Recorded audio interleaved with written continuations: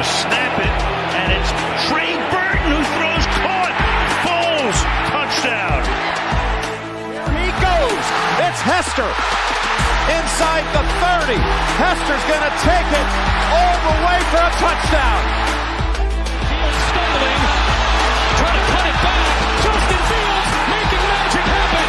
There goes Fields. Touchdown! Hurts on first down, fires downfield. It's Deshaun Jackson back in the lineup. Missed the last 7 games, and he will take it 81 yards. A somersault into the end zone.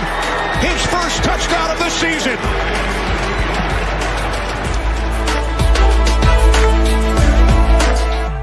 You're listening to The Pigskin Project, the world's #1 football podcast. Now, with more insights on all things football, here are your hosts, Ben Hansen and Ryan Matthews. Except this week, it's not Ben Hansen and Ryan Matthews. It's just Ryan Matthews and Matt Hardman. Hey. Hey, buddy. If you missed it last week, Matt is the other, I guess, the newest addition to the Pigskin Project permanently. Third host, so welcome back. But if you guys didn't see my tweet before, I am dealing with a cold. Matt's going to be kind of carrying the ship for the most part today. But Ben's not here. He's off doing much cooler things at IU. He's doing something with the scoreboard, right? Flag football scoreboard user. Yeah, that's what I learned. Something cool. But starting it off as we always do, Matt. How are you doing, buddy? I'm doing great. I think we're both going to carry each other equally today because with all the college football news, I've been absorbed with college football the last 48 hours. Apparently someone was hired in Chapel Hill, so I have to imagine that'll be talked about. But excited to talk ball. Hell of a day to talk ball. Yeah. Now we've talked about it off the record and everything, but I've got a long list of rants to hand out this week for the Bears. And it continued to grow after I sent you guys a small little preview. Did you read any of it, by the way? I would hope that you didn't. No. Okay, cool. I would hope that you opened it up and saw how much I had to read off. But I'm telling you, I stayed up. Gosh, when did I type this out? This was it doesn't tell me. But this was late at night, couldn't sleep. I'm sitting here just angry at the world. But, we'll get to that.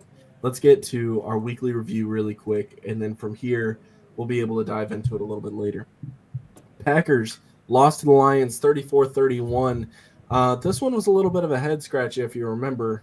Matt, you and I, as well as Ben, were listening, or we were actually playing video games by the time this one was on and over. This one was a fun one, but, high-scoring, just about as much action as you could ask for, but that ending was a little rough, don't you think? Yeah, Dan Campbell walked around like Randy Marsh. He showed he had the biggest balls of them all, 4th and inches. He went for it. His quarterback falls down, doesn't get touched, so he's not down by contact. David Montgomery pushes forward. He kicks the game-winning kick. That one could have decided the division. I know it decided the fate of the Packers. The Vikings are still around there. 11-2, the Vikings. But overall, it was just Dan Campbell doing Dan Campbell things, and it didn't burn him this week. Yeah. Steelers beat the Browns 27-14. This one was also another fun one. But, Jameis Winston just cannot get away from a pick six. But the Steelers games, man, they're finding ways to win. They're 10-3 on the year, the exact opposite of the Browns now. Any takes on the Steelers? We're officially at the point. They're 10-3. They're seemingly locking a top 3 seed if they can. I know they have Baltimore one more time and Cincinnati, but it seems inevitable that they're going to be a top 3 seed. I ask you, do you think the Russell Wilson-led Steelers can win a Super Bowl in the gauntlet that is the AFC? Because that's the question we have to be asking now.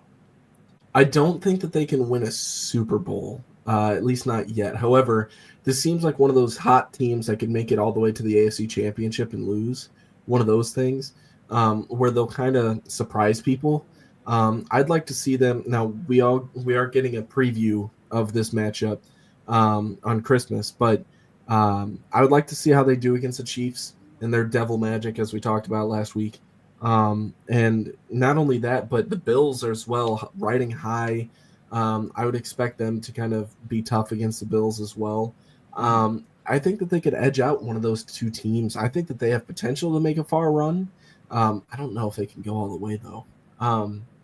Moving on to your Saints beating the Giants 14-11. You had to have watched this game. What'd you think of it? I mean, it was an awkward game. Like it was the first week since week 3 that the offensive line was fully healthy, and the Giants had 3 defensive tackles out, including Dexter Lawrence. I thought this was going to be a game where Alvin Kamara runs crazy, and he didn't. He averaged just over 2 yards a carry. It was an ugly mess. Needed a blocked field goal to win the game. Didn't cover 3.5. It was awkward, weird. Derek Carr gets hurt, probably out for the season. It just weird, awkward game, but they won. So yeah. Jets can't catch a break. This one was fun for me. I don't know if you remember the bet that I placed that I posted in the group chat. Dolphins beat the Jets 32-26. The bet that I'm talking about, I live bet the last touchdown scorer of this one, and I bet Jonnu Smith, and that one hit. So I've turned a quick $10 into $170. I've been on a run, actually. Pretty crazy. Did I tell you about my casino trip, by the way? I don't know. This is no? Good Lord. Okay, well, we'll get there for Pigskin Payout. Just remind me. Yeah. But yeah. The Jets, I mean, officially have been eliminated from playoff contention, even though that was something that, I mean, basically could have been said weeks ago. Aaron Rodgers, I mean, what a letdown of a season. I mean, especially after getting Devontae Adams, you'd think that would cure everything. Anything to say about either one of these teams? The Jets we talk about the Chiefs inventing ways to win, the Jets invent new ways to lose. It was the first 300-yard passing game of Rodgers since 2021. They still couldn't get it over. Like they're on super sim mode. Let's get to the offseason for them. Yeah. Let's not spend any more time on the Jets. The most disgusting matchup of the week. Jaguars beat the Titans 10-6. Mac Jones, I mean, did pretty all right, except for the fact that he threw 2 interceptions. Will Levis continues to do Will Levis things. He's just kind of a mid-tier quarterback right now. But overall, just a disgusting fist fight of a matchup. I didn't even pay attention too much to this one, I'll be honest with you. But I mean, do you have anything on it? This one was gross and downright ugly. I watched most of it because I had my brother in the room, a Titans fan, and he was losing his mind. I mean, it's 6 points against this Jaguars defense that seemingly hands teams points this season. It was just another game that shows me that Will Levis is not the guy for the future. He's not the guy for even next year's future. It's bad. Both teams are bad. It hurt the Jaguars' draft stock. That's bad. Everything was bad about this game. Vikings beat the Falcons 42-21 in Kirk's homecoming. Not a great showing from the Falcons. I was expecting a lot more. And Jordan Addison just wouldn't. Nuclear on this one. I will say, I had him on my fantasy team. Didn't start him. Didn't matter because I still made the playoffs. But still, not a great look for the kid. What do you got on this one? Yeah, I'm finally coming around on my Atlanta Falcons defense takes that this is going to hold them out of the playoffs, and they're on a 4-game skid because that defense seemingly cannot stop letting up points. Sam Darnold threw for over 350, 6 touchdowns. He was on fire. The Vikings have an awkward conversation this offseason. If they get bounced in the first round, maybe not, but overall, it's looking. The days go on. You think, why would Sam Darnold not be the starter next season, even if J.J. McCarthy is seemingly waiting in the wings? Yeah. This one just makes me upset just because we didn't interview Kevin O'Connell for the job, honestly. So that's the most frustrating part about all of this for me, because it seems like he's turning, absolute garbage into diamonds when it comes to the quarterback situation. It's bad. But anyways, I was so much rooting for the Panthers to win here, but 16-22 against the Eagles. I was really rooting on Ben's downfall here, but he kind of lucked out, if you can even say that, because I really feel like the Eagles didn't look good. And I mean, there was a lot of drama after the game, even though Jalen Hurts and A.J. Brown seemed to just kind of diffuse the situation after, being publicly outed by one of their teammates. It didn't seem like a lot of it was too good, but what a fun matchup for the Panthers and Bryce Young. I mean, Bryce Young looks like the kid from Alabama now, and I'm excited about that. But what do you got for this one? It would be funny to play a game, seeing that headline for the Eagles, the quarterback and the receiver at odds, and the defensive end, the team leader, Brandon Graham, is calling them out. What would you think their record is? You'd think, it's probably been a spiral season. Maybe they're 6-7. No, they're 11-2, and they've won 10 straight. So there's always drama in Philly. And then to your point about Bryce, I thought Bryce was the best quarterback on the field. No doubt about it. I mean, he was making throws. He was willing that team down the field, and Xavier Legette down the field drops an open, seemingly roll into the end zone touchdown, and I have no doubt in my mind they would have went for 2 to steal a game in Philly, and who knows if they could have gotten it. So it's just 1 or 2 plays come up Philly, and they escape with a victory. So what can you say? Buccaneers beat the Raiders 28-13. This is one of my favorite teams to watch, honestly, either one of them, because of Aiden O'Connell, who unfortunately suffered a bone bruise, which, I think that's so stupid to me. That's so dumb to me. Like, if you see an air cast, you think of something way more serious, but I'm looking at this like, bone bruise? I had one of those playing pickup basketball, like, in the middle of summer break one year, and I still played football that next fall. Like, are you serious? I mean, Aiden O'Connell has a rough pain tolerance. I guess so, man. And I mean, he's going to try to play this next week, but the Buccaneers are the I team think that Ritter should get the run. I don't want to cut you off. Ritter against the Falcons? Oh, come on. Hey, I'm right there with you, man. I really do think that would be, just good for television, honestly. Yeah. O'Connell was playing pretty well, but nonetheless, man, Brock Bowers, by the way, probably won't be, but should be Offensive Rookie of the Year. I think Jaden Daniels is going to steal that spotlight. He is the betting favorite, but I think that Brock Bowers needs to be that. If it's a serious award, they give it to Brock Bowers. Dude's outplaying every tight end in the league. I mean, as a rookie, that's not a common thing for tight ends. Exactly. And you see him make a play. He's willing, like you said about Bryce Young, he's willing his team down the field.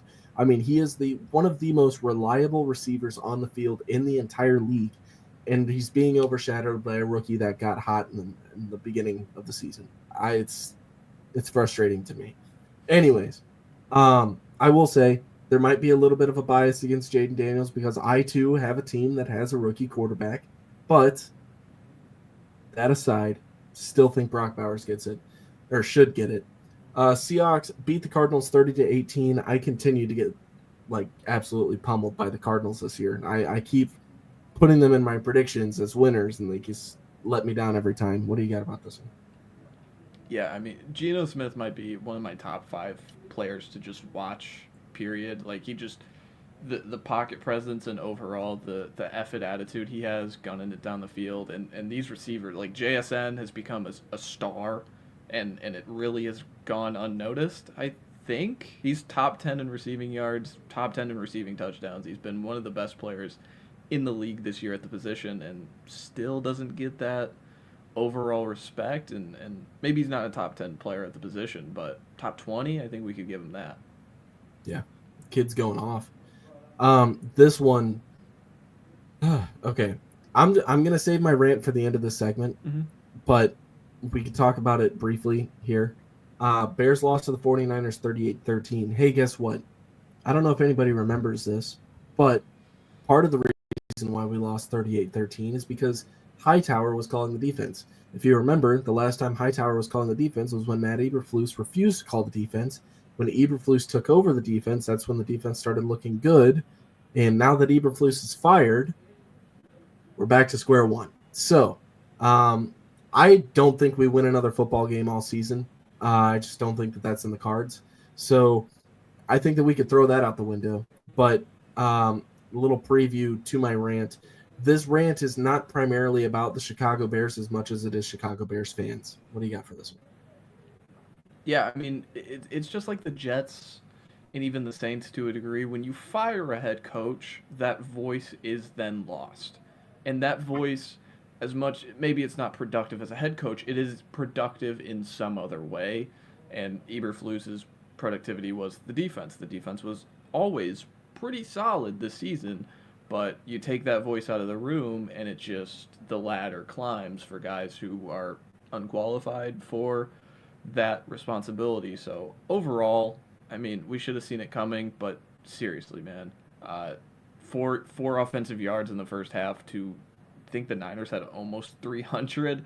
It was Horrible. a beatdown. The scoreboard looks better, but that first half was a beatdown. The most horrible thing about this is that in our area or region, now given, I do have Sunday ticket, but I was over at my grandma's house for the second half of the Bears game.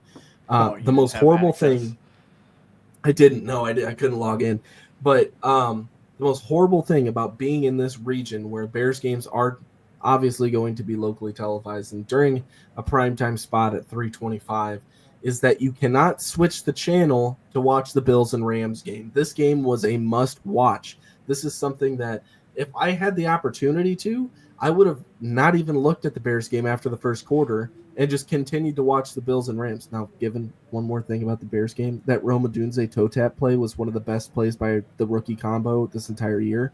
Love that for them. But that has nothing on the Rams beating the Bills 44-42. Stafford just leading the guys downfield. It looks like Puka Nacua is a force to be reckoned with when it comes down to it. I'm really, really looking forward to seeing what this Rams team can do.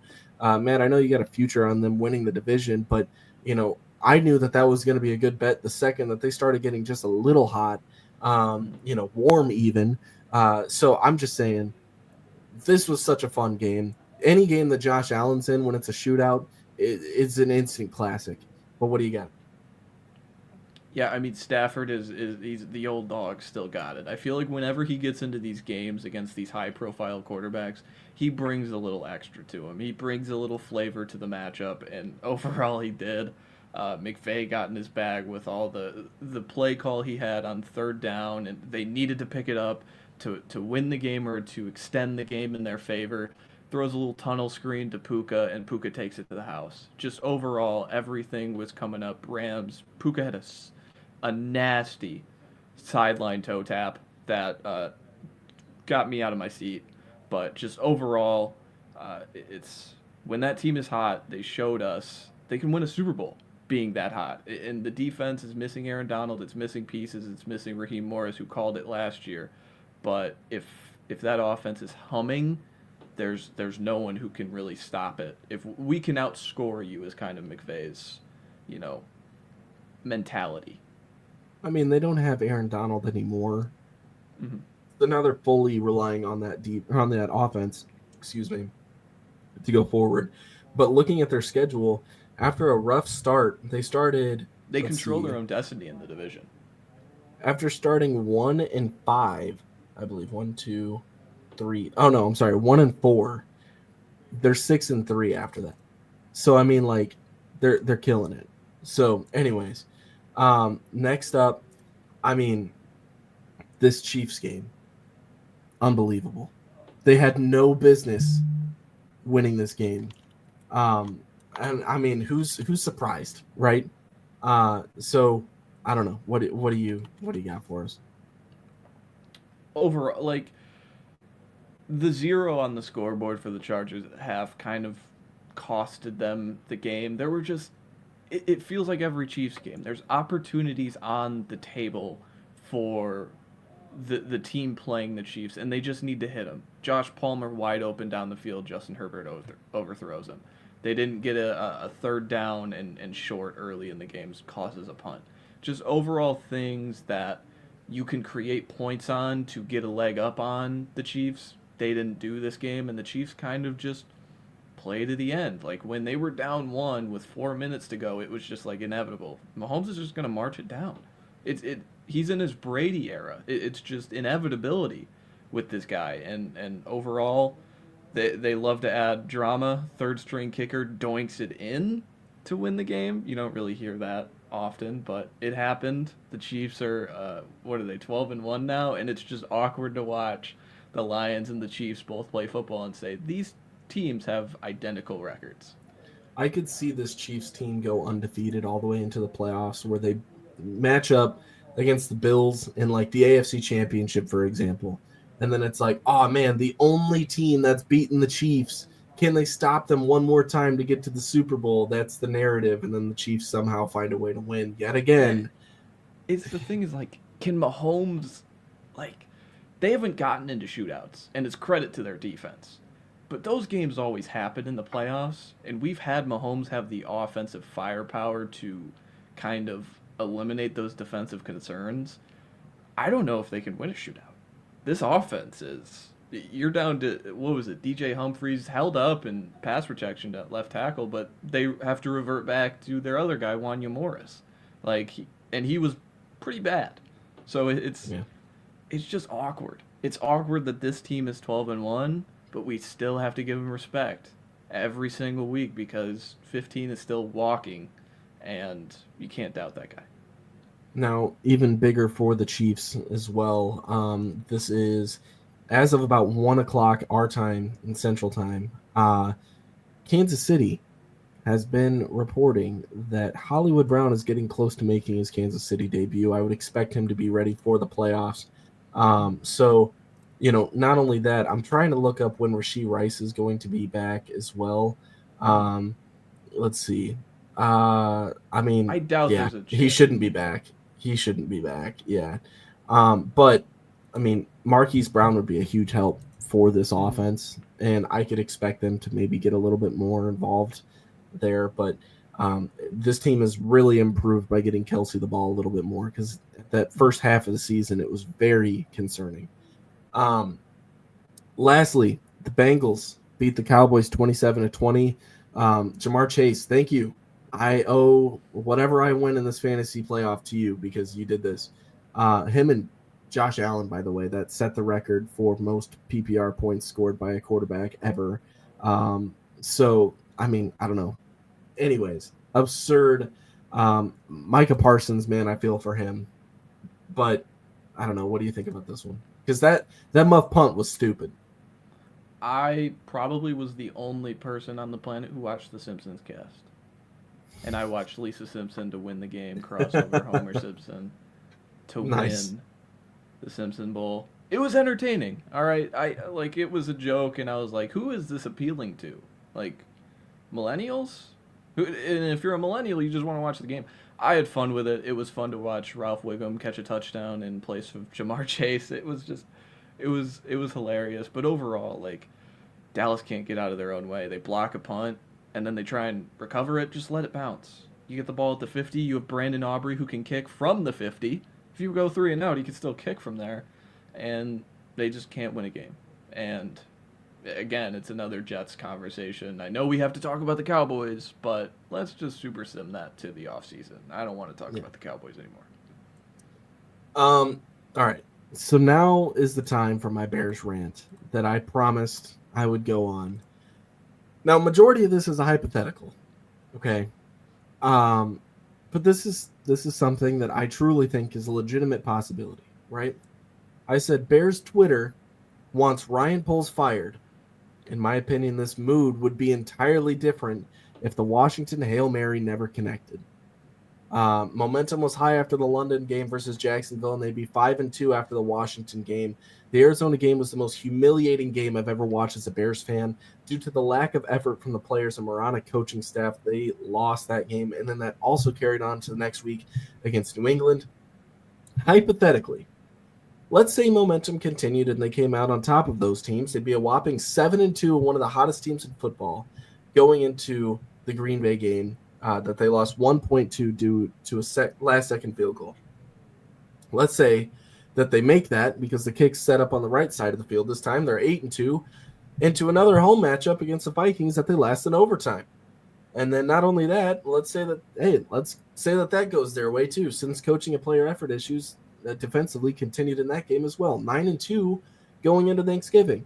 And if Palouse manages the clock correctly, we're into overtime against one of the best teams in football.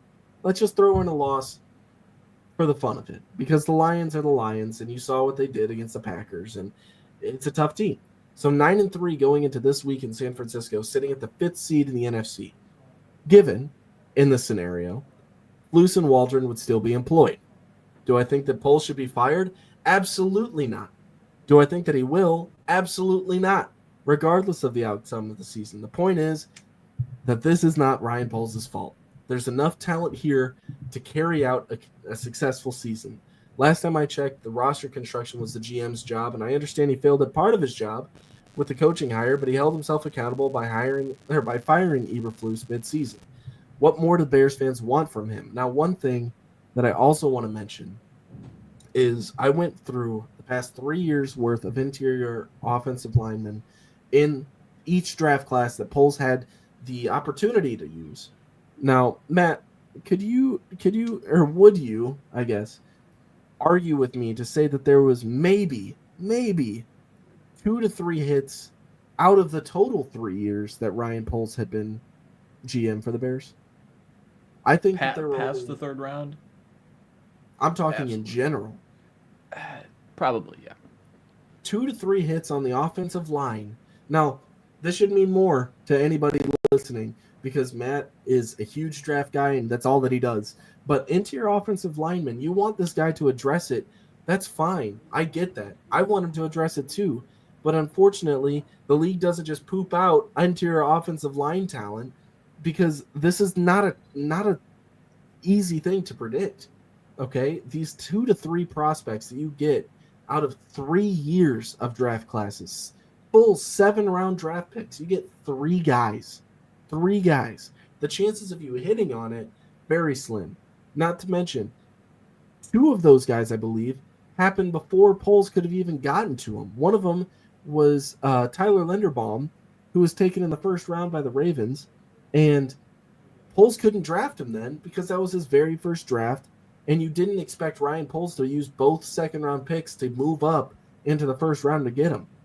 Poles had way too many holes to fill in that draft. And he ended up taking 2 very good defensive backs, given Brisker doesn't stay healthy, but when he is healthy, he's decent.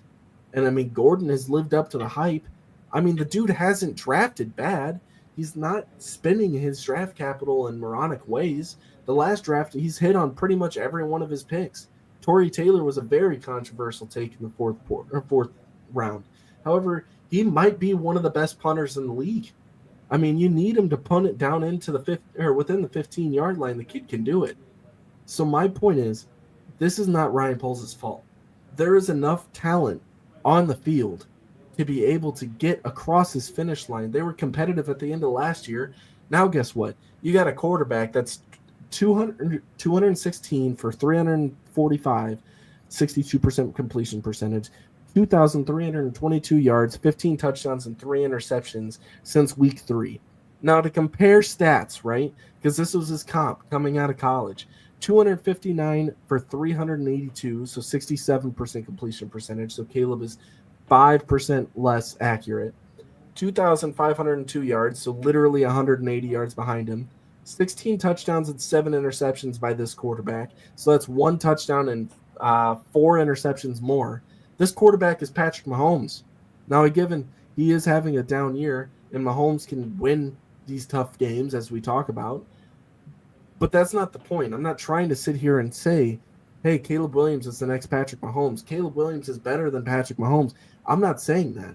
I'm saying Ryan Poles, the guy that Chicago wants to fire for God knows why, finally got a guy at quarterback, something that no GM has ever done through the draft because of the Carolina deal. This would not have been possible if Ryan Poles didn't make that deal with Carolina. If he took it with some other team, he wouldn't have been in the same position as he was last year to take that franchise-altering guy in Caleb Williams. The dude's having a great season, and it's being overshadowed by this horrible coaching staff that was built by Matt Eberflus. And also, you want to sit here and complain about the offensive line talent and how Ryan Poles had been sitting here saying we're going to build through the trenches and take the North and never give it back. Can we fire the same guy that's been coaching your offensive line for the past 3 years? Can we get that done first before we worry about another head coaching candidate or something like that? Or before we even start complaining about it? Because there's some kind of continuity in all of this. And this is, I mean, the one big thing about all of this, just to summarize it, for somebody that might have been fast forward in the last couple minutes, Chicago just wants to complain at this point. We're a complete dumpster fire of a franchise, a complete mess. We've got rookie quarterbacks and rookie wide receivers, parents tweeting out about how their kid would be so much better if they were on any other NFC team. Yeah. Congratulations. Here's the Chicago Bears. How long did it take you to freaking realize that? So, sorry about it. It's going to be a long process. You signed up for it when you fired Ryan Pace. It was a good move, but firing Ryan Poles is not. I promise you. I don't know if you have anything to say about that or if you want to just move on, but that's where I'm ending it, unless, I don't know. That's where I'm at. Yeah, man, I think the 4-2 start was the death of the season, because naturally when you win games, naturally expectations rise. And I know you talked playoffs. You said the word about the Bears in the playoffs. I did. So, of course, naturally the expectations want to be risen.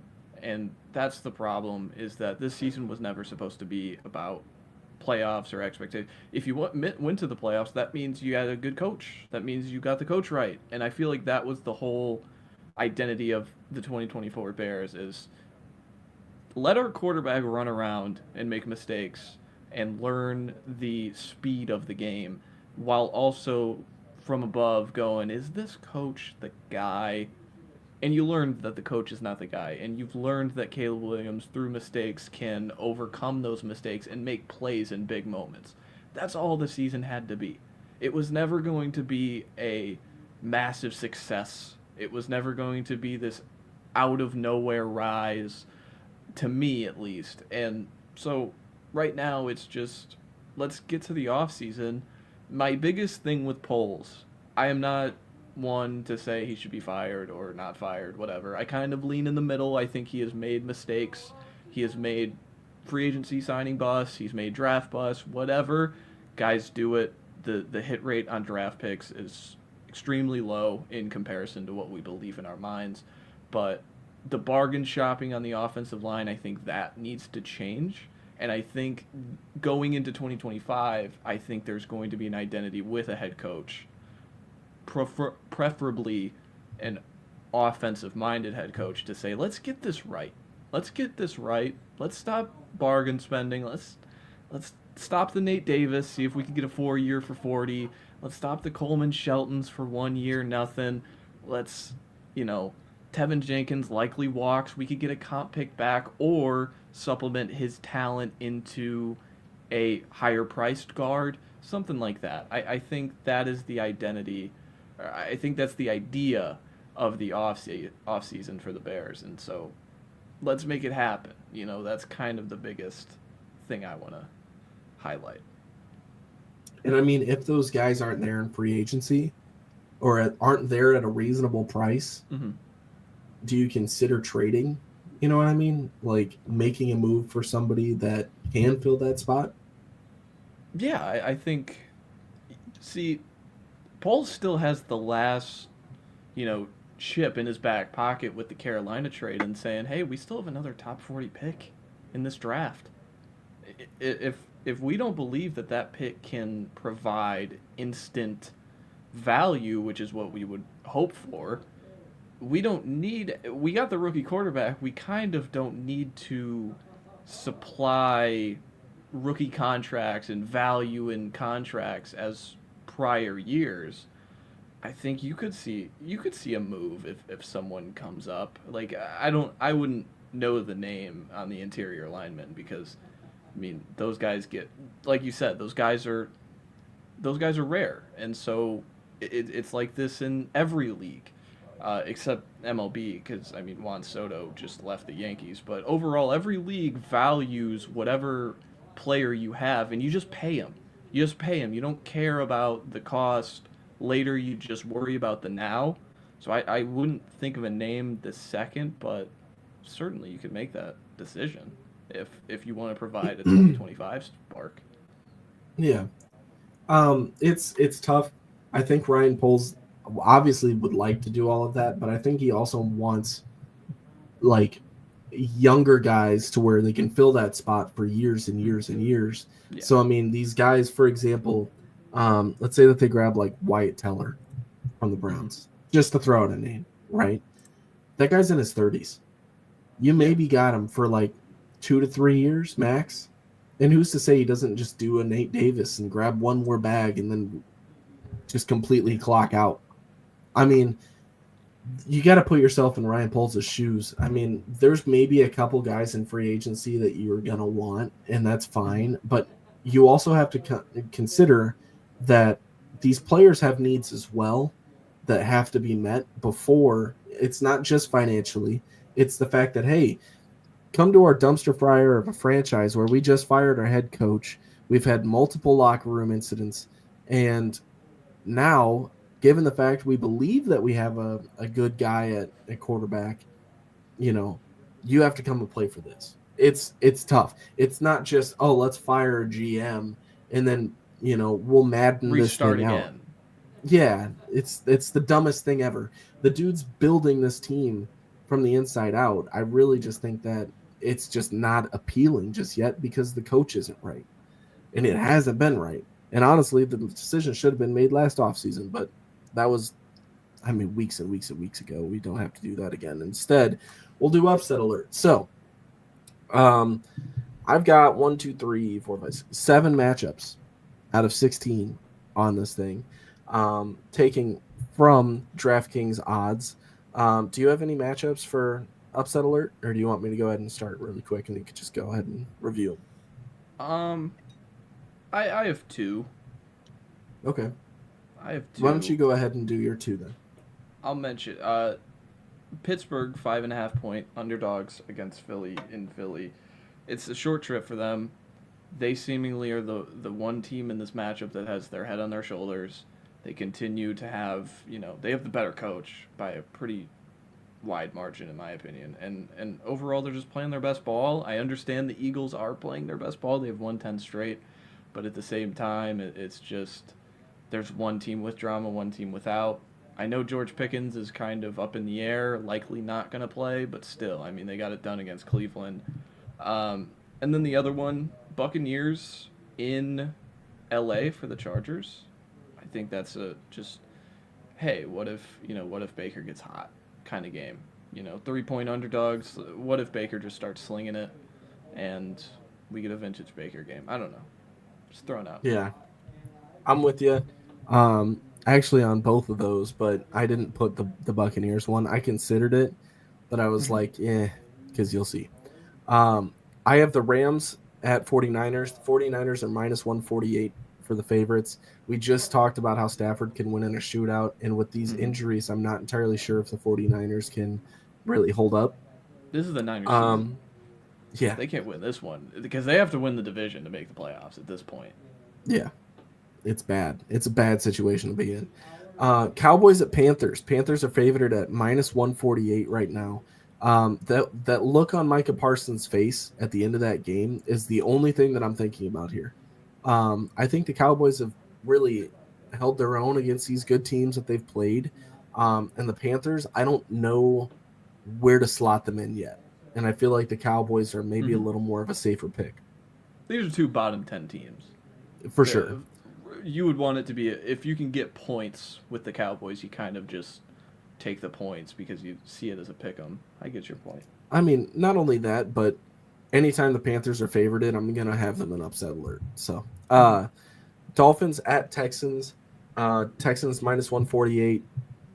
I think that the Dolphins could potentially run the table here, and I mean, make something out of this one. It's the Dolphins, and I mean, this team looks good still. They won against the Jets. And the Texans, I know, are coming off of a bye. I mean, who knows? We've seen crazier things after a bye week. Jets minus 166 against the Jaguars. I understand the Jaguars are the Jaguars. However, the Jets are the Jets. I'm sorry for anybody that has to watch this in good faith, because this is just not a fun game. I don't want to bet on this one, so I won't be. You'll be seeing that in Pigskin Pick'em, or Pigskin Payout. But, that one's a gross one. Bills at Lions. Lions favored it at minus 142. I think the Bills, as long as Josh Allen's their quarterback, they've got a chance. And the Lions right now, they're due for a slip-up. You know what I mean? And that almost was Chicago. But the Bills are the Bills. They could win. And I feel like Josh Allen took that loss personally in the Dome in Los Angeles. Steelers at Eagles, you already said it. Eagles minus 250. Steelers just playing good ball. Mike Tomlin plays them tough. And the Eagles, like I said, another team that's due for a slip-up. I think that if the Steelers end up beating the Eagles as well, I feel like this is going to be a fun podcast episode next week. And then Packers minus 148 against the Seahawks. Screw the Packers. That's really it. Let's go ahead and get started with Pigskin Pick'em. Last week, Matt, you went 8-5. Ben went 7-6. I went 10-3. So pretty solid. Overall, my record is 138-68. I'm leading with 66% right now, correct. Ben is 126-80, so he's at 61%. And Matt, you're at 52-35 on the season at 59%. So I have Ben's predictions here. He is starting off Rams at 49ers. He has the Rams. I have the Rams. Who are you going with, Matt? I'll take the Niners. I'll take the Niners. I think Purdy's playing some good ball, and it's a division game. If you guys are both on the Rams, I'll be the one to, break the offset. The whole like stigma of like if everyone picks them, then they're bound to lose. Like the Bears this week. We all picked the Bears as a joke, and it ended up awful. It's horrible. Yeah. Commanders at Saints. I'm going with the Commanders. Ben's also going with the Commanders. What do you got? Commanders, Marshawn Lattimore, his first game back from his hamstring injury in the Dome. Gonna be a beautiful scene. I'm gonna be rooting for him. Yeah, it would be better if Derek Carr was playing because it's easy to root for Derek Carr to throw an interception to him, but it's gonna be one of the young guys. But overall, I think Lattimore targeted this game for a reason. He ain't losing. Can I bet Lattimore anytime touchdown for a pick six? That'd be really cool. I think that'd be a fun one to ride. Yeah. Yeah. Chiefs at Browns. Ben's got the Chiefs. I've got the Chiefs. I have the Chiefs. Yeah, I'm not. Yeah. That's insane. The Chiefs are 4.5-point favorites. Wow. Yeah. Wow. Bengals that was over at a touchdown. Titans. I would take the Browns to cover. Oh yeah. Bengals at Titans. Ben's going Bengals. I'm going Bengals. What do you got? Joe Burrow leads the league in passing yards and passing touchdowns. The Bengals are 5-8. That's a statistic. Criminal. I'm taking the Bengals. I think the Titans are dead in the water at this point. And the Bengals have a slim. I was looking today. They have a slim playoff opportunity, and that'd be cool to see Burrow pull a Rodgers and make it in, running the table, and then he just gets hot. I disagree. I want Zach Taylor as my head coach. That'd be pretty cool. Ooh, spicy. I'm kidding. It's Vrabel. I want Vrabel. Anyways. 180. Dolphins at Texans. I am going with the Dolphins. Ben's riding with the Texans. What do you got? Texans are still my Super Bowl team. I still have undoubted faith in this team if they get it. So I'm gonna pick the Texans. Let's get that seed bumped up before. Also, this is the the window. Who's playing on Christmas? Do you know? The Chiefs. I know Chiefs, Steelers. Chiefs, Steelers, Ravens, Texans. All four of those Yeah. teams play on the Wednesday of Christmas. So all four of those teams start this week. They will play 3 football games, professional football games, in 10 days. Ridiculous. Same thing for the Bears, actually. Fun fact. Unfortunately. Do they? Wow. Yeah, they do. Oh, because they play Monday. They play Monday, then they play Sunday, and then they and play Thursday. Thursday. Yeah. Ravens at Giants. I'm going with the Ravens. Ben's going with the Ravens. What do you got? Ravens are 16-point favorites.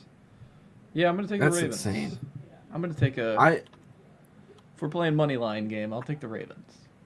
Hey, I will say, the Giants haven't thrown a touchdown in a while. You know who the last guy to throw a touchdown for the Giants was? Danny Dimes, baby. Yeah, it has to be. They have Danny not Jones. thrown. The Minnesota They Vikings seriously have not thrown. Yeah, they haven't thrown a touchdown pass since then. Jets at Jaguars. Ben's got the Jets. I'm going with. God, I hate it. I'm going with the Jets as well. You have to pick this game. I know. It's bad. I'll take the Jags. Mac Jones. I think he has to have beaten the Jets with the Patriots. He owns the Jets. Oh my God! This is. He was the quarterback. Remember that game a few years ago where it was like 3-3 and they had a punt return touchdown to win the game? Mac Jones was the quarterback that game. Our own co-host tuning in here. Just Jets. That's how my brain works, man. Jets. Cowboys at Panthers. I'm gonna go with the Cowboys here. What do you got? Bryce Young and the Carolina Panthers. So does Ben. Let's go. Let's ride the Panthers. Buccaneers at Chargers. Ben's got the Chargers. I'm going with the Bucks. What do you got? Yeah, I think I'm not going to bet against Justin Herbert. I'll take the Chargers. I know I had that spiel about Baker, but I don't I'm a want Baker to bet guy. against Herbert. I know you. Yeah. It sucks because of what he did with Oklahoma, but like after what he's done for Cleveland, ruined college football. He ruined it with all this flag planting. Unbelievable. That's Did you see what Ohio State's trying to do with that? By the way, oh, it's pathetic. It's so dumb. So it's a like felony. Yeah, it's the dumbest thing ever. But yeah, they're trying to make it a felony. It's so goofy. It's like, dude, I don't know. Anyways, yeah. Anyways, Colts at Broncos. I'm gonna go with the Broncos here. Matt, who you got? Ben's got the Colts. Yeah, I'm gonna take the Colts. I can't bet against Richardson. I hope he gets it done. Patriots at Cardinals.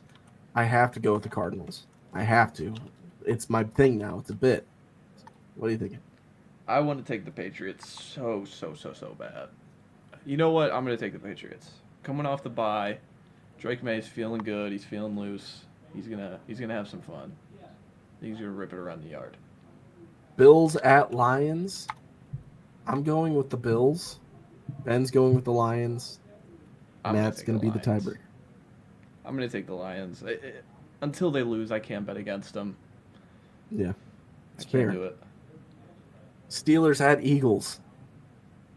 Ben's going with the Eagles. I don't want to pick this one. You know what? I'll go Steelers. Steelers for content. Yeah. You too? Steelers for content. All right. Packers at Seahawks. Ben's going Packers. I'm going to ride with the Packers as well. Ben's saying Pickens is hurt. Okay. Mike Williams game, buddy. Yeah. I'm gonna take the Seahawks. I just raved about Geno Smith.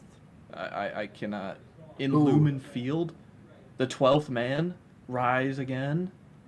You're right. Actually, Ben, you're making me change it.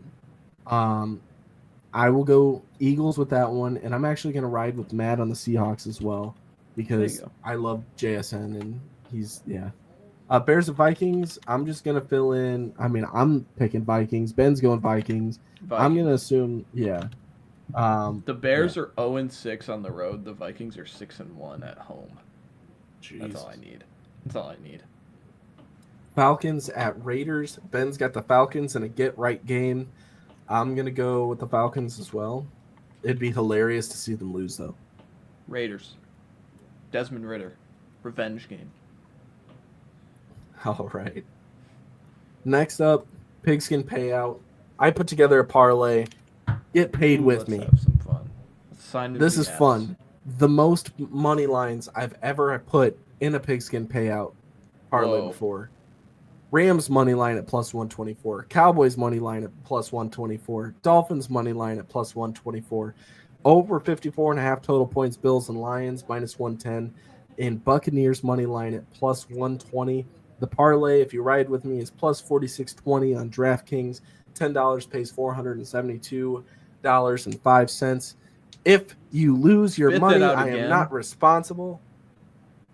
Rams money line, Cowboys money line, Dolphins money line, Buccaneers money line, and then over 54.5 total points, Bills and Lions. Oof. Oof. Ride the dogs. I like it. Throw in the Vikings money line too, because screw the Bears at this point. Anyways, Matt's cooking up something right now. I just know. Yeah, I'm crafting. I'm in my Duffy, as the kids say. Let's do this. It's fun. Yeah, I think I got one. At plus 488. This one starts on Thursday. I don't like taking Thursday props going into the weekend, but Kyron Williams touchdown feels free. It always feels free. And minus 150 is enough odds for me to not get scared by the odds of touchdown scorers. Then I'm going to fade your Dallas pick. I'm going to take the Panthers by 2.5. And then I'm going to take the Colts plus 3.5, keep it within a field goal. So Panthers win by a field goal. Colts keep it within a field goal. Kyron gets in the end zone. That's 10 to pay 58. So pretty good. I don't hate it. And then placed it. There you go. All right. So with this next segment, our co-host Ben Hansen has sent in a audio recording. I would hope that you guys can hear this as good as I can, but I'm just going to play this through my mic. I have not listened to this all the way through. I just tested it to make sure that it would work. Oh boy. So we'll see what this is. But this is for College Corner. And then he did give a correction at the end. So anyways, yeah. Here we go. Now, I'll try to keep this one nice and sweet for you guys. As Ryan already told you guys, not on the podcast, a really cool opportunity to actually go and work the scoreboard at Memorial Stadium. Kind of fitting that this voice memo is getting played during College Corner. That's besides the point. If you did not know, the Heisman ceremony is going to be this weekend, and there's been heavy debate between both of them and whether or not Travis Hunter should win it, whether or not Gene T should win it. And this should come as no surprise to anyone who had listened to the podcast before. There is no way Gene T should not win this award. Gene T single-handedly took his team to a bye in the playoffs. Not to the playoffs, to the bye in the playoffs. Which of these two players, Colorado's going to be in the freaking playoffs. Boise's not even sniffing the playoffs if you switch them with Travis Hunter and Gene T. It makes no sense. I don't want to take away from what Travis Hunter is doing, because Travis Hunter is doing something we've seen maybe once before, maybe twice before, but definitely at the highest level we have ever seen it before. So props to him, good for him. And if you can give them both to Heisman, go for it. But if you switch them, Boise's not making the playoffs. Colorado is making the playoffs. Gene T is the best player in college football. Travis Hunter, most versatile player in college football. Good for him. I'm going to be livid if GT does not make the playoffs. Side note, boys, you can get into it. You can discuss a little bit more. But that weenie Congress guy or whatnot in Ohio with the flag planting rule, absolutely. OSU is Charmin soft. I'll leave it at that. I could have left that last I'll part try to out, keep but this. anyways. And at the end, he said JT making the playoffs. He meant to say JT winning the Heisman. So, he made his thoughts clear. I think I'm with him. I think that JT needs that Heisman. It's only fair, but I don't know. I know you've got a lot of points to make on College Corner, so I'm going to give you the floor here and take a breather because I can't breathe out of my nose right now. It's great. Yeah, I'll start with the Heisman, if that's where we want to start. The only reason Ashton Jeanty and his team made the playoff is because they're in the Mountain West. The Mountain West. Here's a kind of side convo into the playoffs. The fourth-ranked team in the Mountain West was the Fresno State Bulldogs. They were 4-3 in the conference. They were 6-6 overall. Do you know the fourth-ranked team in the SEC, Ryan? You know them well. The Alabama Crimson Tide. They're not comparable. It has nothing to do with Travis, but I'll bring up Travis Hunter had one game to get his team into the playoffs, and they got pummeled against Kansas and the Jayhawks. Jayhawks ran for 331 yards in that game. And you're probably saying, well, Travis Hunter must have had a bad game. No, he had 8 catches, 125 yards, and 2 touchdowns in that game. He kept his team in that game. He made the scoreboard look sexy, as I like to say. Travis Hunter is the best player in college football because he is a top 5 player at 2 positions, and he's doing something we've never seen before. Ashton Jeanty is doing something that comes around once every decade.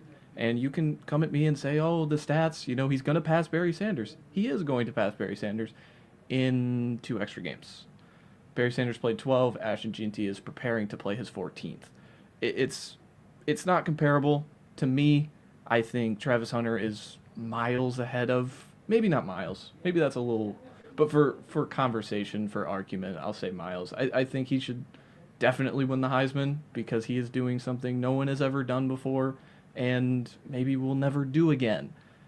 Charles Woodson was a guy that we talked about winning the Heisman in 1997, and his scrimmage touches were 14 touches, 246 yards, 3 touchdowns. Travis Hunter has 94 touches, 1,157 yards, and 15 touchdowns, adding interceptions and adding the tackles that he plays on defense. He does not miss snaps, but come at me. Snaps are not a stat, but those stats are real. That's my only argument with the Heisman. I think Travis Hunter will win it. I think he should win it. And happy for Dylan Gabriel and Cam Ward to witness that moment. But let's get into the big news out of Chapel Hill. Bill Belichick has returned to our lives, ladies and gentlemen. Unbelievable. Bill Belichick. Whoa. Oh, we can't hear Ben, but Ben's in. Ben's in the show, ladies and gentlemen. We cannot hear him. His mic's not working. This is like if the Stone Cold Steve Austin the Titantron played, but the glass didn't break. Yeah, exactly. Yeah, the return has happened. Yeah, still can't hear you, buddy. I don't know what happened. That's crazy. I had no idea that he was actually, yeah. This is amazing. This is electric. He's gone. No. He's gone. What a cameo from the kid. Do I just get into my Bill Belichick monologue now, or do I wait for him? I got it. I think I have to wait for him because I don't want to. I think this is gonna turn into the debate time with Ashton Jeanty. So I don't. I was gonna say I think he's gonna come and yell at you, dude. Yeah. I mean, you said that Hunter's supposed to win it, and I think he took that personally.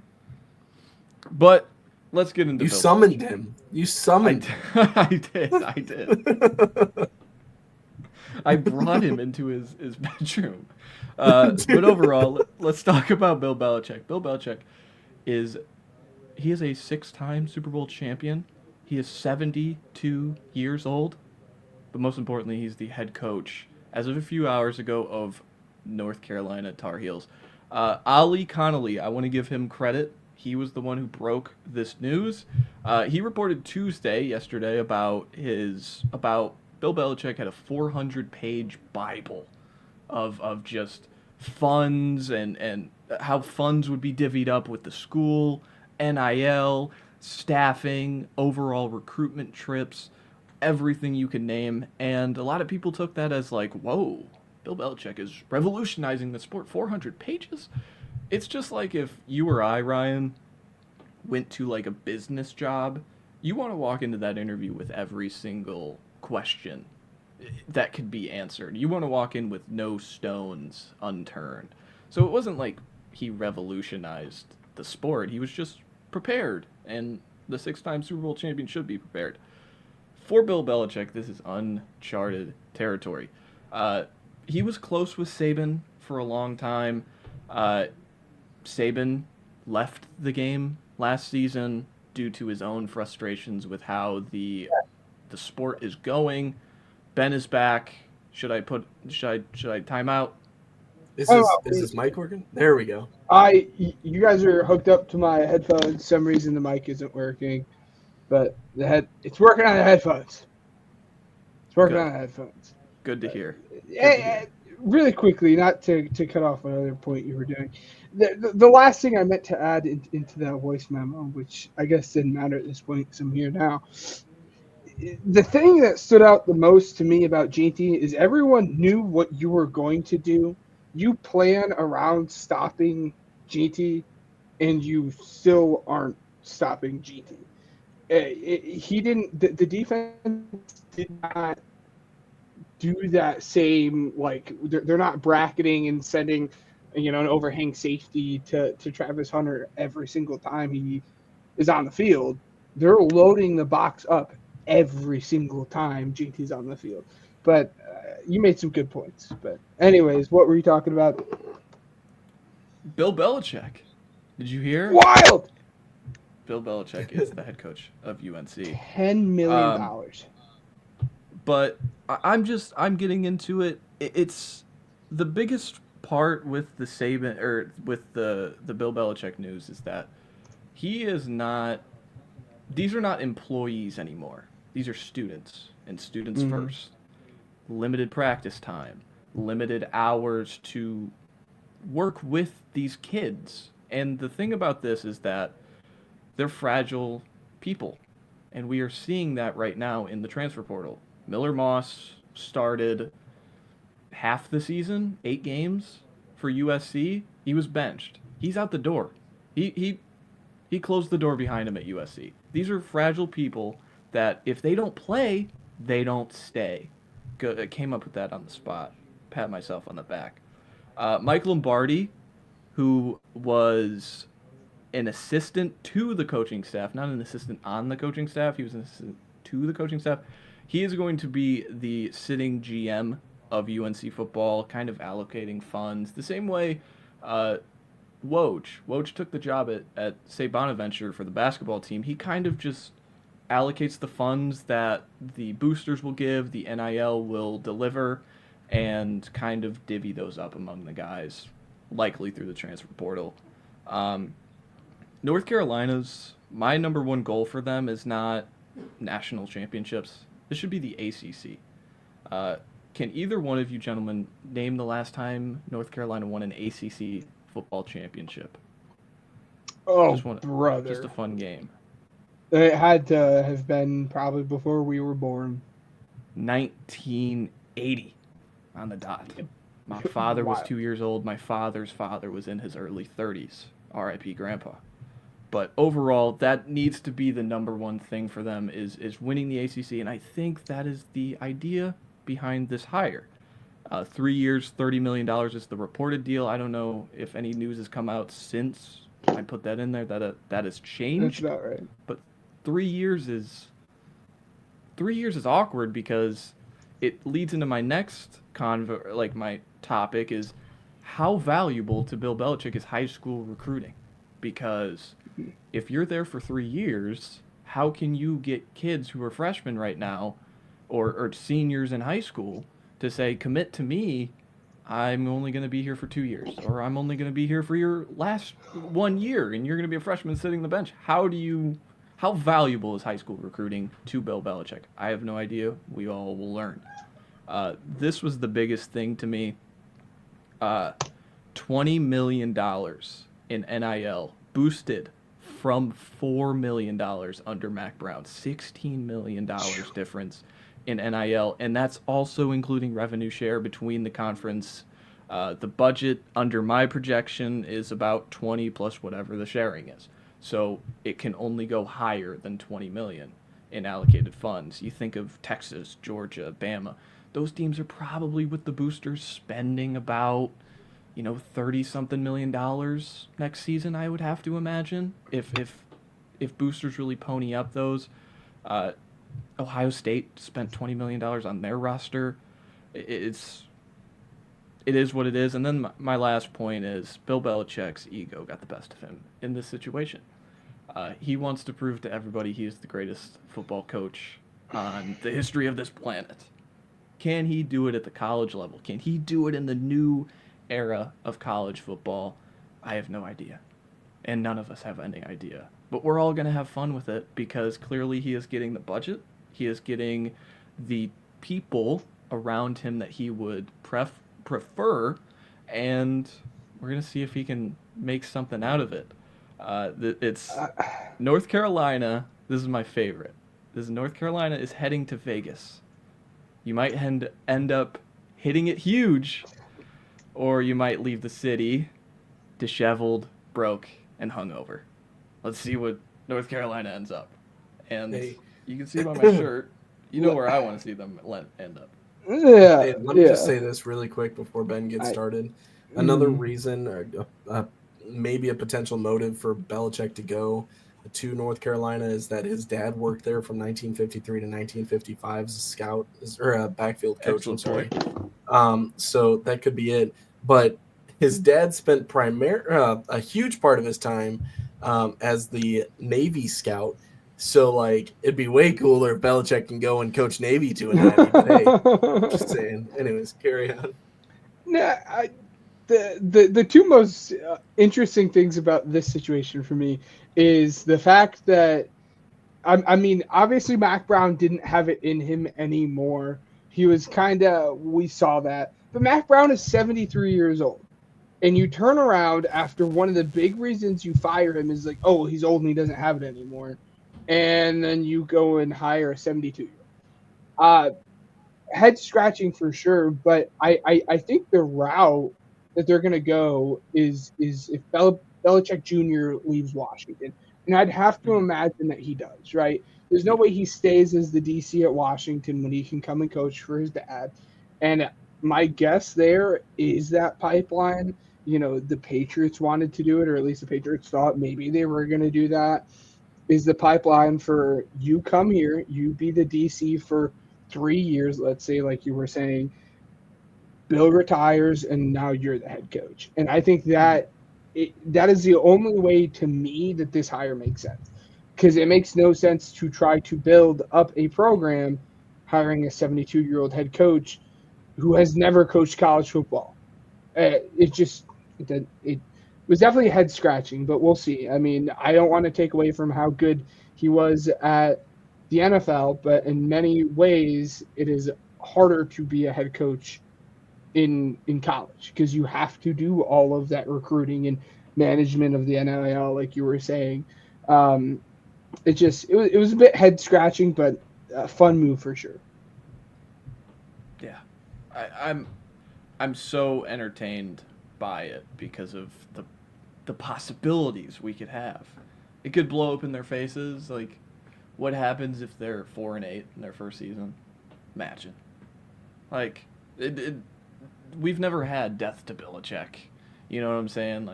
Those kind of, because he's only won everywhere, except Cleveland. But even then, he made and won a playoff game in Cleveland. So it's we'll see what happens. We'll see how it goes. My next point I wanted to get into, I think we can all, is part of the voice memo with the Heisman talk is the college football playoff format is in a rough spot.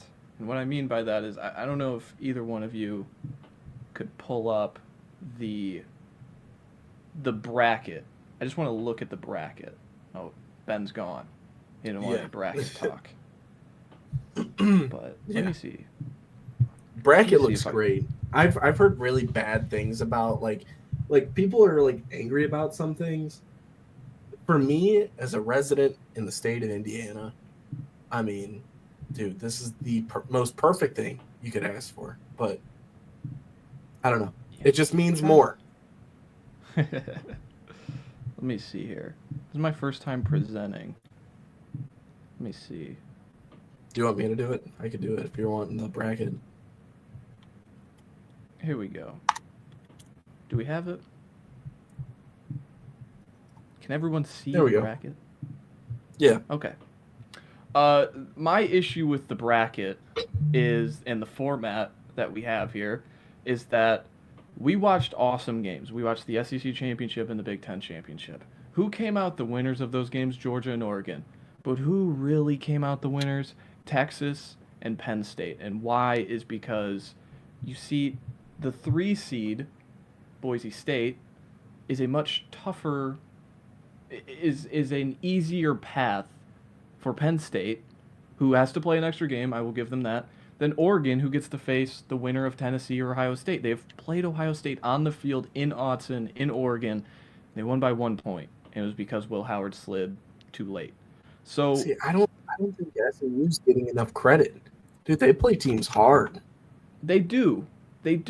But it is just a fundamental issue that the top teams in this bracket are theoretically getting the toughest roads. And what I mean by that is, say the favorites win across the board. This is not how it should be, but all of these teams are favored by a touchdown. So all of them are theoretically supposed to win. We would get Ohio State, Oregon, we'd get Texas, Arizona State, we get Penn State, Boise State, and we get Notre Dame, Georgia. Ohio State, Oregon would be about a 2-point spread. Georgia, Notre Dame, with Carson Beck likely out. This is in the scenario he is out, which I think he will be. If he doesn't, then it changes. But in that scenario, Georgia and Notre Dame would be about a 1.5-point spread. Texas and Penn State would both be double-digit spreads on a neutral field against Arizona State and Boise State. That's the point I'm trying to make, is that, yes, reward Boise State and Arizona State and even Clemson for winning your conference. You deserve that. But the fact that they get double rewarded with the bye and all it does is throw off the equilibrium of the bracket, you're supposed to have the best teams face the worst teams remaining. Where in this format, we're not getting that. We're getting Oregon, Ohio State in the second round, in turn to Penn State facing a Mountain West team who, yes, Boise State had a fantastic season, but athletically they do not compare to the teams that they would play in the quarterfinals, to me. And they could shock the world, and this is the world that we all want to live in of March Madness, is that, well, upsets can happen, Matt. Upsets could happen. And I agree with you. Upsets happen on the field all the time. Think Northern Illinois. That happened on the field. But in a do-or-die, sudden death game, the bigger, stronger athletes are going to win.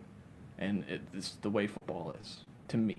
And overall, it just throws off the total equilibrium of the bracket to me. I don't like it.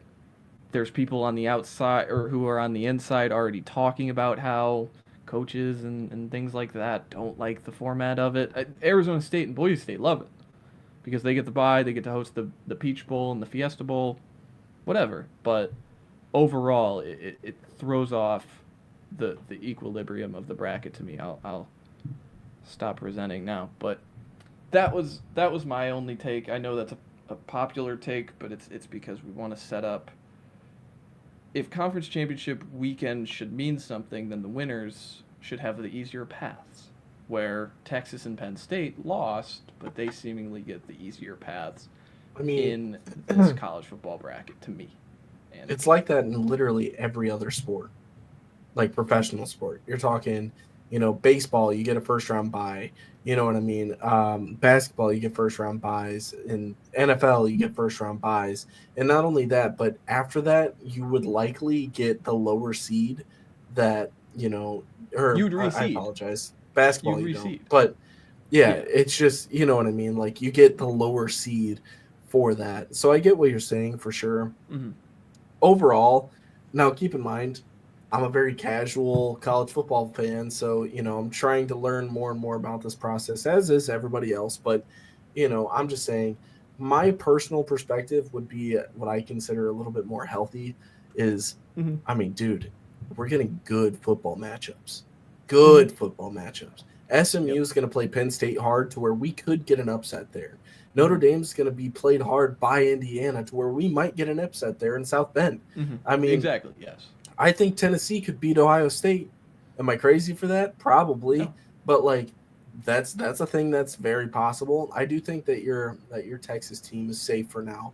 But, the fact is that there is that wild card factor in a lot of these matchups. And, I feel like even though these are betting favorites, like Notre Dame, for example, is -7.5 favorites, I don't like that at all. Indiana's been playing teams hard all season long. Like, it's going to be a fun thing to watch it play through. Could they tweak it? Absolutely. But is it? Yeah. I'm so sick and tired of seeing people like obsessed with how, they didn't do this right. And listen, it's the first time. It's the first time they've done it. I will say this. I ended last week talking about how the committee doesn't get it right. The committee got it right. The rules just suck. If you're an Alabama fan, you have a right to be mad. And I know that sounds probably crazy to say out loud, but we saw the final top 12 rankings, and Alabama was 11th, and Arizona State was 12th. Arizona State is in a bye situation. So I understand from the Bama side going, wait a minute, we're better than this team, but they get the bye. They get all this privilege of being in where we're on the outskirts going, we're out. Don't lose against Oklahoma. Exactly. And it all leads back to that in the 12-team playoff. Don't lose the games that are on a silver platter for you. But overall, that's what I would tweak. I think the top 12 teams should get in. I think the 5 conferences should still get in, but the double reward with the bye, I think the 4 top teams should get the bye, and I'm not saying that because I'm a Texas fan. Don't come at me and say, well, you just want the extra bye. No, Texas has a great road, and I'm not shaking my head about that. It's just the format is so awkward that, like, finally looking at it is kind of like Boise State. They're the 9th ranked team in the country, but they're already in a bye situation. It's weird, and the same thing for Arizona State being 12th. But I just wanted to touch on it. I think we're going to get, like I said, I want to be positive about the 12-team playoff because it is the first one. We get more football. Clemson, Texas, in DKR, Cade Klubnik, and Quinn Ewers. I don't know if you know this, Ryan, but in high school football in Texas, it means the world. Those 2 players played in the Texas State Championship in the Cowboys Stadium in 21, so it's a big deal there. So Cade coming home in DKR, it's upset watch for my Longhorns. We'll talk about those games much later, probably a week from now, because we still have a while. But if we want to break down a game, Army, Navy this weekend, if you want to watch it, look, I haven't sat down and watched many Army-Navy games in my lifetime. This one, I am making an appointment viewing, because this one, the teams finally are good. Yep. They're not 3-8 against 3-8. Army is 11-1 and won the conference. Navy was 8-3, and both of those teams lost to Notre Dame in not pathetic fashion, but they were just bigger, stronger, tougher in a way for Notre Dame. But this one is going to be just punch you in the face. Let's run the flex bone. Let's run the triple option. And it's just going to be a tough, gritty battle, as it always is. I don't sit down and watch the whole thing, but I see clips every single year. This is appointment viewing for me. I'm going to sit down and I'm going to watch this and savor this game. Bryson Daly, I think he should be one of the Heisman finalists. I understand why he's not, but if I had a ballot, he'd be in my top 4. He's been tremendous. He has the second most rushing touchdowns by a quarterback in the history of college football, behind, I think, only Tim Tebow. So it's impressive season from him. But lastly, if I can touch on, the transfer portal opened. And what does that mean, Matt? The transfer portal, blah, blah, blah. So Monday, December 9th, the transfer portal opened. It closes the 28th, which I believe, if I'm doing the math in my head, that is a Saturday. Yes, December 28th is a Saturday. I have 5 guys here I just want to touch on. Lower level schools, just names I kind of want to throw out there just to talk about on the podcast. Number 1, he's already committed to a school. Darian Mensah from Tulane, quarterback. He was a redshirt freshman this past season for Tulane. He beat out Ty Thompson, if you remember, was at Oregon. He also just transferred like a few hours ago. He put his name in the transfer portal. But Darian Mensah leaving John Summerall, who was a big name in the UNC coaching search. He stayed in Tulane. Mensah goes on to Duke. Pretty fascinating. Number 2, Fluff Bothwell. I said that correctly. That's his name, Fluff Bothwell, out of South Alabama. He is currently going to visit Louisville.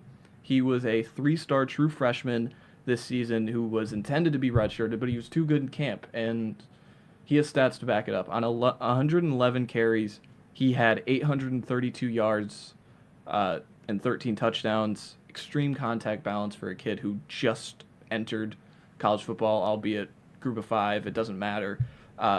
And he ranked in the country, according to PFF, in rush grade. He ranked 2nd in the country behind the one and only Ashton Genty. So that's the path that he could take if he goes to if he goes to a school in the Power 4, which I think he's going to go to, that is going to utilize his abilities. He's going to be a name we talk about draft season in a few years. CJ Daniels and Caden Salter, both from Liberty a few years ago when they went 13-0 and made the Fiesta Bowl against Oregon. CJ Daniels left to go to LSU. Salter stayed at Liberty, and both had massive drop-off seasons. Salter saw his passing yards drop by almost 1,000 and 10 total touchdowns. CJ Daniels, he had 1,000 yards and 10 touchdowns at Liberty. This year, he had 480 yards and no touchdowns, and he was behind Kyron Lacey and Aaron Anderson.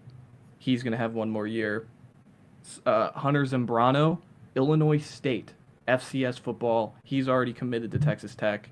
He is currently listed as the 5th best recruit, or the transfer portal, behind just a few quarterbacks who just came in there, and Princewill Umamalian, say that 10 times fast, out of Nebraska. But he has played 5 years of FCS football. He is going to go to the FBS level. He's committed to Texas Tech.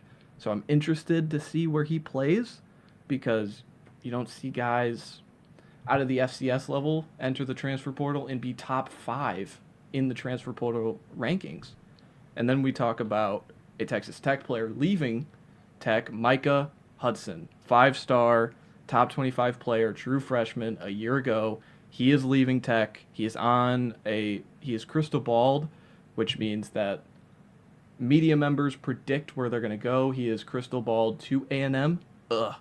But overall, he had a rough season, 8 catches, 123 yards, no touchdowns. The wide receiver class is loaded, but nobody has the talent that Micah Hudson has in this portal. To me, he was compared to Garrett Wilson out of high school. He has every bit of the jump ball winner in a super athlete's body, just as Garrett Wilson did. So this could be something that if A&M gets a hold of and gets the NIL money going, he could be a superstar in the making. I would hate it. And then lastly, out of New Mexico, Devin Dampier, he has committed to Utah along with his teammate Luke Wysong. He is in the transfer portal. He is not committed, but I could see him joining his former quarterback. Both of these guys, I would cruise New Mexico games late at night, and Devin Dampier had something to him. He would just run around. He had 2,700 pass yards along with 1,100 rush yards and 31 total touchdowns, 19 on the ground. Just an entertaining player, and now he's going to a P4 school in the Big 12. I think he could be electric at the next level. And then quarterbacks. If we want to talk quarterbacks, Connor Wegman, A&M, Ben's guy. He is committed to Houston. Miller Moss is on a visit with Louisville right now. He was at the Louisville basketball game tonight, so he threw up some L's. So I think that's a good tell on where he's going to go. Jackson Arnold, former 5-star out of OU. He got benched this last season. I think Mississippi State is in play because if you remember, Jeff Lebby is he's the head coach at Mississippi State now. He was the former Sooners offensive coordinator. Matthew Sluka out of UNLV. He started this whole thing. Remember in September, whatever it was, he just opted out of the season. He just redshirted his season because the NIL was wrong at UNLV, and then they bring in Hodge Malik Williams, and they still went to the Mountain West Championship, so it was really entertaining there. Malik Murphy from Duke, he's in the portal. Thomas Castellanos, I think he committed to FSU today. He was crystal balled the last time I checked. And then Luke Kromanoke out of FSU. He was a former 5-star. He's a top 5 player in the portal. They couldn't get the funds right for Kromanoke, so they pivot to Castellanos. But that's all I got.